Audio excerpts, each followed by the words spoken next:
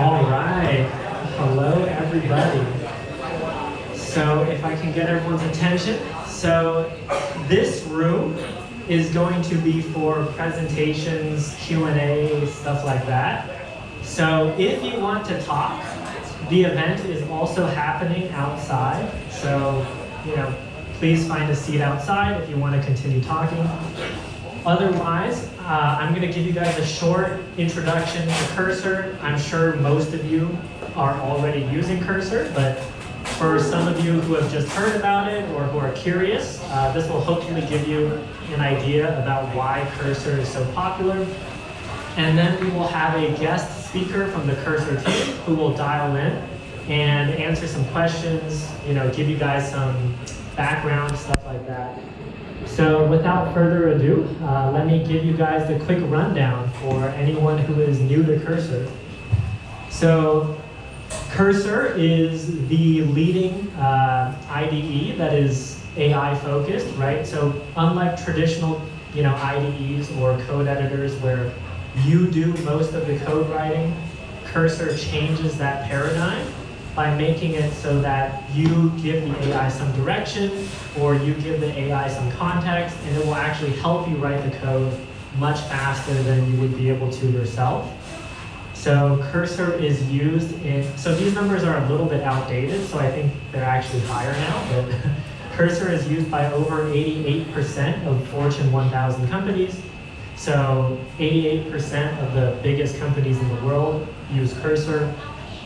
More than 100,000 enterprises use Cursor as their IDE of choice, as many of you have shared with me today as well.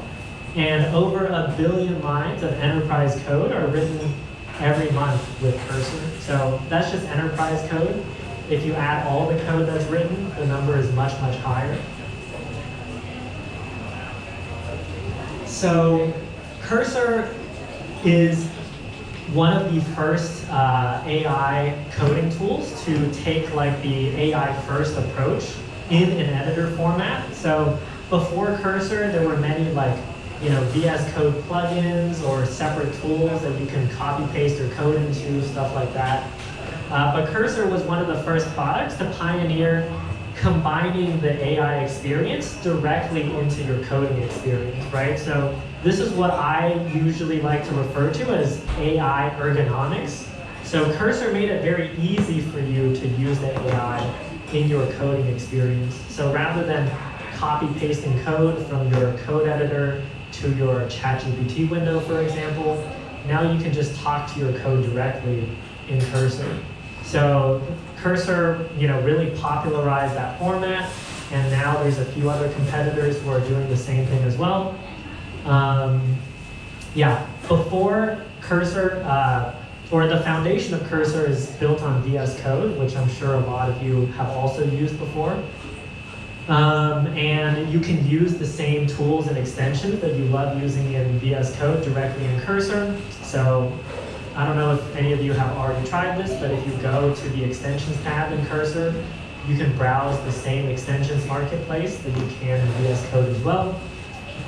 And Cursor also makes it easy for the AIs to really understand your code with things like indexing your code base, many tools for the LLMs to use to search your code base, stuff like that. And last but not least, here is an overview of the primary ways that users use Cursor. So there is Cursor tab, which is just the autocomplete feature, right? So sometimes you're writing code and it will suggest for you the next few lines of code to write. It feels like it's reading your mind, so that is called Cursor tab. There's also Command K, where as you're writing code, you can add instructions for Cursor to insert code where your mouse is. And then finally, there's Cursor Chat, which a lot of you probably now know as agent mode. So this is where you can just talk to the chat window directly, and then it will take your instructions, look at files, run tests, write new code independently. So that's a very quick high-level overview of Cursor. Now I will switch to a video call where we will hear from Rio. So Rio is one of the Cursor team members. He's the lead designer for Cursor. And let's see if he is already in the meeting. I don't have Wi-Fi. Uh-oh.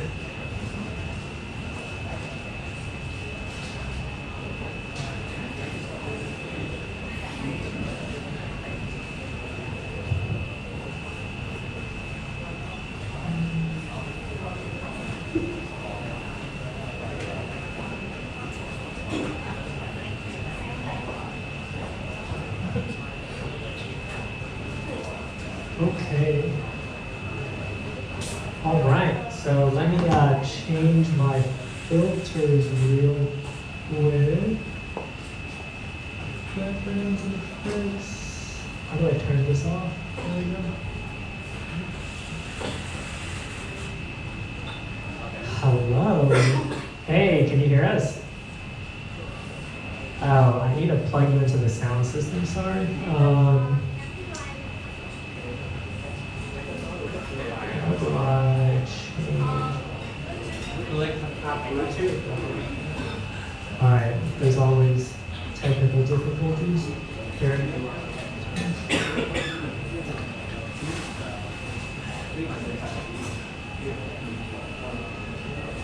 Give us 1 sec while we connect you to Bluetooth.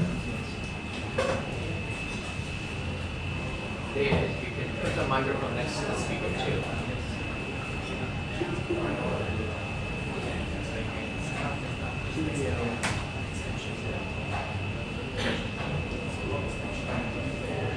All right, can you try saying something for us? All right, still coming from laptop speakers.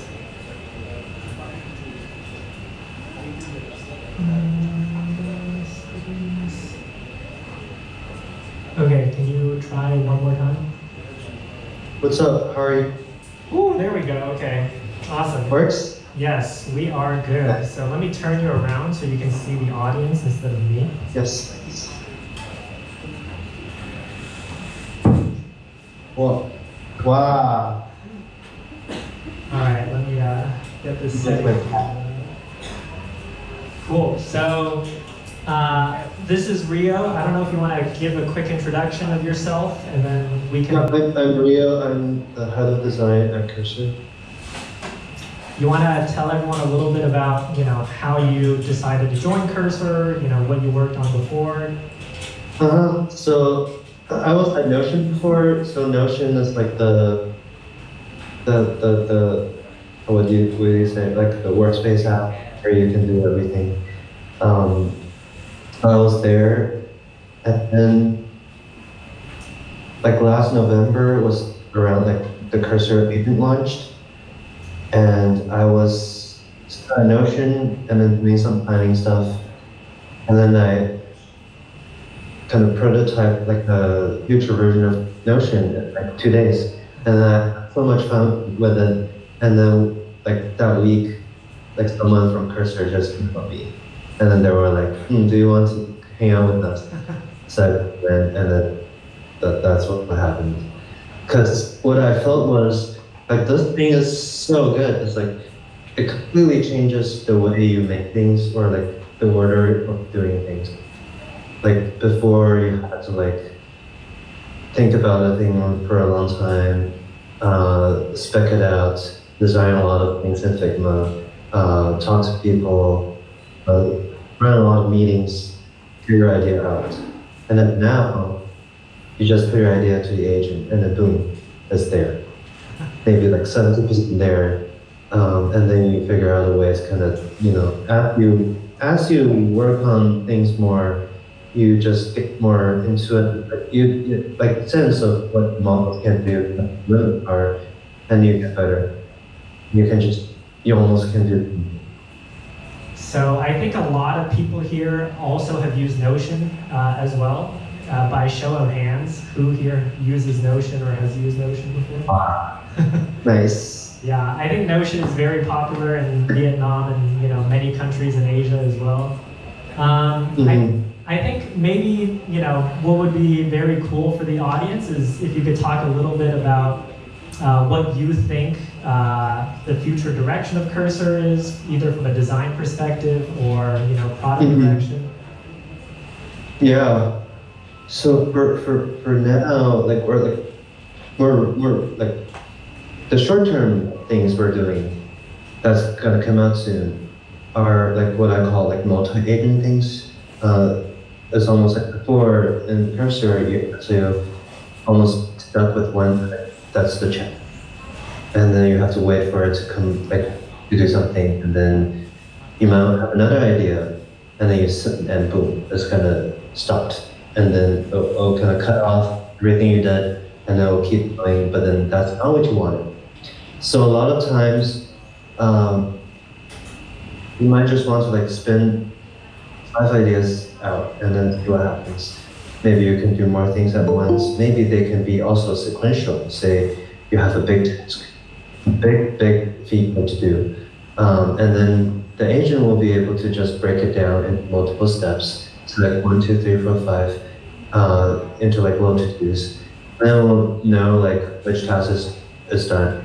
And we're gonna do things called like, we call like sub-agents, where say, if the agent figures out these 5 things can be run at the same time, it'll just do it. And then you can kind of like save time too. So it will just run things, five things at the same time. And they will come back and then the agent will do stuff afterwards. There will be like multi-agent orchestration and stuff. So that's short term. And the long term, I think is more like turning cursor to just beyond the IDE. So right now it's kind of stuck in the code editor, but we're gonna kind of free it from it. You can use cursor from anywhere, and then cursor can take the forms for different people. Is this a confirmation that there's going to be a mobile app coming out for cursor? Maybe, not sure. We're working on it. We might launch like a mobile web thing first. It's like a little easier and it's faster. But I think if people are really into like coding on the go, on the web, or on mobile, we'll probably do more on that. Because I think it's going to be like very interesting and cool. Does anyone here like code on their phone? Like whether it's with, you know, some vibe coding tool or anything like that? Anyone? Okay, non-zero. It's just not like the tools are not there. Yeah. So once the tools are there, I think people will change. I kind of agree. I mean, I find myself many times wanting to continue working on something when I'm, you know, in transit, for example, right? Mm-hmm. So who here, you know, uses Cursor or other AI tools in a way where you have more than one thing happening at a time? Like whether it's using like background agents in Cursor or, you know, using like Claude Code or something at the same time. Is there anyone who does that today? Maybe like 10% of the room. Okay. Yeah. Yeah, so I mean, I definitely think the demand is there. I mean, at least for some of us power users. But what would you tell someone who's like new to Cursor? Because there's a couple people here who are curious, right? They've heard about Cursor, but they're not really sure like how to get started. Maybe they've used like Lovable before, for example. So what would be your advice to them? Yeah, I think I'm actually fine with people say like, you play with the V0 lovable bolt, I don't care, you just play. And then you will hit a wall at some point. You will hit an error, you will hit something where, ah shit, I can't do it here. Then what happens is you need to bring the code down to Cursor. And then you open the project up and then you ask the agent, how do I fix this error? And then boom, it will fix that error for you.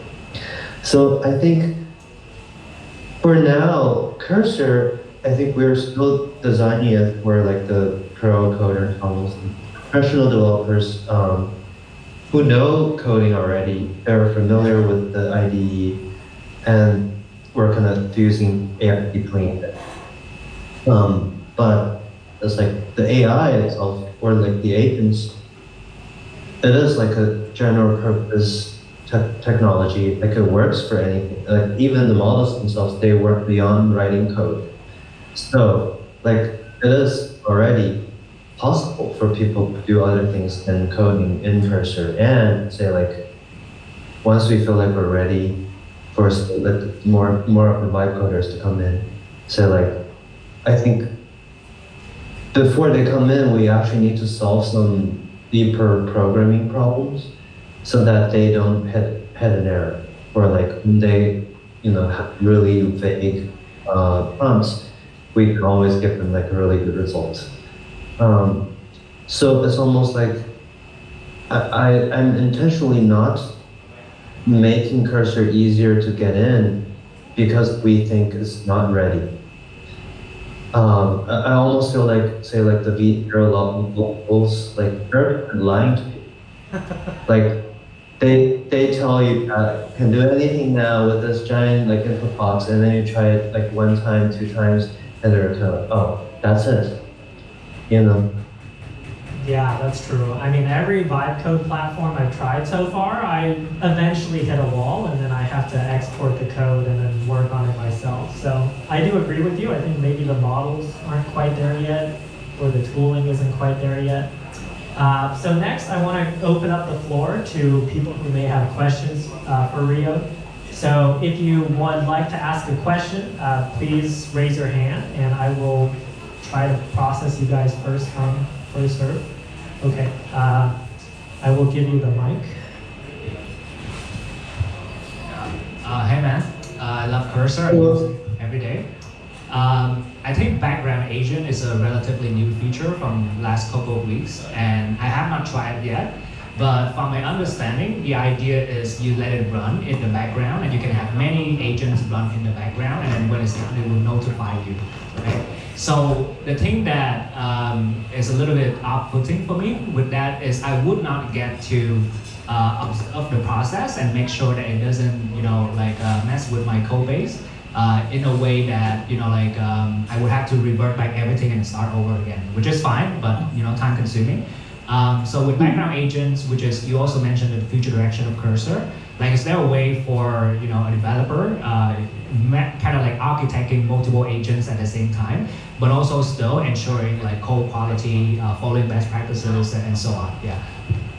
Makes sense. Yeah, I think there's almost a lot of little problems here that we need to fix. One quick thing is almost we want to make the background agents almost feel like just agents. As you use Cursor, make it really easy to spin multiple tasks at once. You can switch between them, you can see their states, and see the messages getting streamed in. And then these background agents work in separate branches. So by default, they won't kind of override your changes.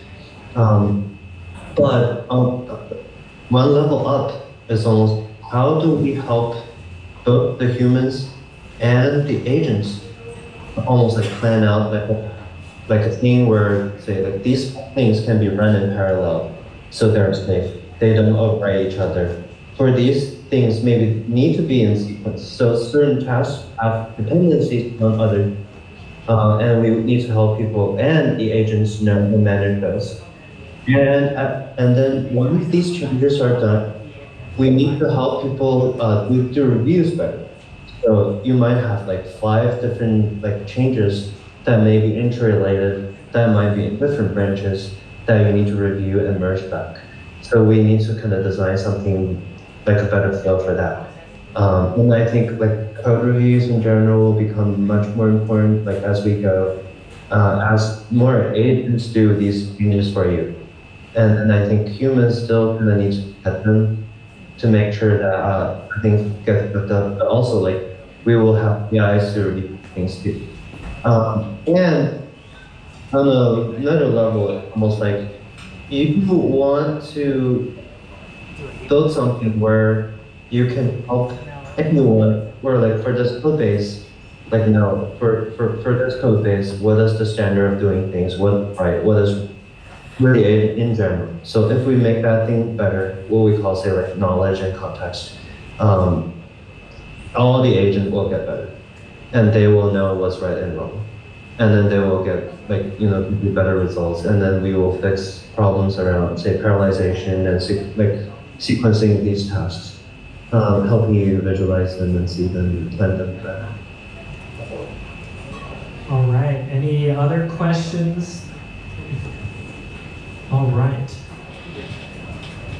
Hi, Rio. Yeah, I've been using Cursor for some time, and my experience is I have to explore some of the setting by myself. Of course, sometimes it works, sometimes it doesn't. But for a new person who just using Cursor in the first time, what is your suggestion and what is the practical setting we can do for Cursor to work better, or just use this as this? So I just want to hear your update. Thank you. So I think for a new person, having some understanding of the tech stack, or for the thing you want to build, what is like the right place to build that helps a lot. And if you don't know, you can actually ask the agent. Say like, if you start a new project, you can ask the agent, I'm trying to build like a website for XSS. You can help me like look for the best, way to do it in 2025. And then maybe I'll look for the web searcher for this thing, what the best way to do it. And then they come back with like, like React, Tailwind, CSS, chassis, and whatever. That helps the model contain itself and build up, in a little box, so it doesn't do like random things when you start a new project.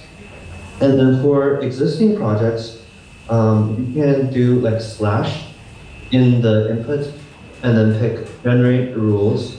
So it will kind of look on your code base for like things that I can turn into rules.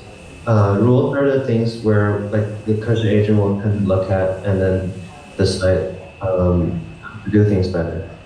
And then we're adding like memories, which are like auto-generated rules. So as you use cursor, if you have your own preference, it will remember it. But the idea is like, the more specificity you give to the agent, the better results it generally gets. It's almost like if you don't define what's right, the agent doesn't really know what's right, and it might just like do something random every time. But if you tell it like, for this thing that I'm building, these are the things I use, these are the commands I run all the time, it will just do better things. All right, any other questions? Okay, over here. Hi, Rio. So it's really powerful to build new features in parallel. And what about all the stuff you have built, the technical debt? What if as I code in cursor, right, I have 10 background agents just removing all technical debt and just like make sure the thing's more robust? Has anyone solved that problem, actively? Mm-hmm. Yeah, I think having the background agents is actually really helpful for these kind of stuff. It's almost like what we built now is the very first version of background agent of all the primitives that it has, but we can almost like build packaging or like things around it. So you could imagine like you can spin up like multiple background agents to work on refactoring of your old code base like all at once. It will speed up like time so much. All you need to do is to define like what the rules are to say I need to do this version upgrade for this to this, or like I'm changing the frameworks. And then maybe you run this thing once, and then you maybe write some tests, and then you figure out this works. Then you just spin like background agents to work on these things in parallel. It gets like a lot faster. So you could imagine in the future, background agents can be scheduled, or like you can spin them up for specific tasks, say like refactoring or like cleaning up that, doing like things that take weeks or old teams before AI. Now it's almost like you just let the background agent do it. Background agents do it. Yeah. All right, I think we can take maybe 3 more questions. All right, we'll go to this one first. Hi, Ryu. Cursor works with, or makes money with the number of developers using Cursor, among other things. Over the next couple of years, do you think tools like Cursor will increase the number of developers in the world or reduce? Yeah, I think the idea of like the developer will just change. Or like, I think, people now, or like most developers today, they're still kind of writing code manually. They're maybe like implementing some feature that their PM gave them as tasks or issues. They are, I don't know, like following some rules and then like writing code, kind of like a coding monkey, I say. And then there are people who are maybe like more creative. They're kind of like almost like artists, like doing stuff with code, coming up with the most beautiful abstraction of something, like a really good framework for other people to do. There's also people like me, like I mostly identify myself as a designer. Like I like thinking about things, coming up with concepts. Like I like building the feeling of things. I don't like writing code. I was trained as a coder. I decided to do it like design because I hate writing code. But now this thing is like so good. I can just come up with ideas and boom, I write it. Like I let it write the code. So you can imagine this happen for more and more people. So like your PMs will start writing code. Your like data people will start writing code. Maybe like some random kid will start writing code. And then everyone becomes like kind of like a coder. But maybe in the future when they interact with Cursor, they don't even see the code. Or maybe they see something that's different abstractions of the code. Say for example, like me as a designer, I think in 2D space, I draw a lot of pictures and different picture like of the software. Like my ideal state of it as pixels, but that they are still representations of the software. What if I build a tool where the designer can interact with the software visually, but they're still writing code, but they don't know that they're writing code. So I think that the idea of a developer will just change, and then for anyone who have ideas, who wants to create things, they can just come to Cursor and then build. And then it might be like through some way that's not code, like writing code manually. All right, and then I saw a question back here. Yeah, so hi. So I've been using Cursor a lot and really appreciate it. So there's a few things that I want to ask, right? So I've seen a lot of people has been argue about like after each update of the Cursor, right? People just straight up complain, hey, it's getting worse, it's getting worse. Some people say it's getting better. So from your side, like how do you evaluate it, right? Like even from the background agent or even the interactive agent itself, right? So how do you evaluate it and can maintain it performance consistency, right? Right. So yeah. So my question is like, how do you ensure like the performance has been stable and across the person? Yeah, I think the team is working on like a lot of performance improvements. There's both like on the client, say like there's I think there's like a little bit of issues that we've kind of accumulated that made the client sometimes unstable that we're fixing. And then there's like also I guess like these like problems come from a lot